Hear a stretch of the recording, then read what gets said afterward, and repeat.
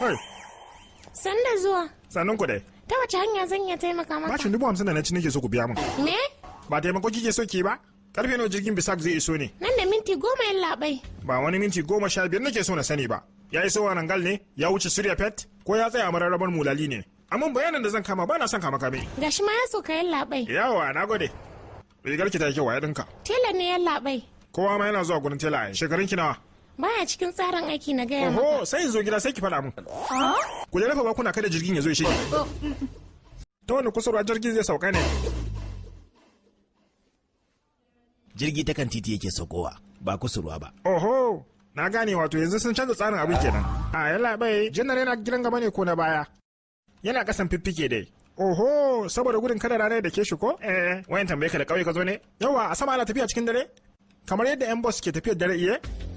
Jiragen kimfisha na dare ne. Oho, amma to, idan aka hau hanya, akan tsaya dan shan shayi ne ko kuma ta zarce kawai ake yi. Me na shiga damuwa kuma? Wani abu na faɗa mara kyau? Wai ma to ka taɓa ganin jirgi a zahiri ko kuma dai sai a TV? Au, yo, akwai wani bambanci tsakanin abin TV da na zahiri ne? Wai da abin da kai ba za ka burge mutane ba? Duk da fulawar ma da na zo da ita? Dalla, kadalla, sami fanko. Hai.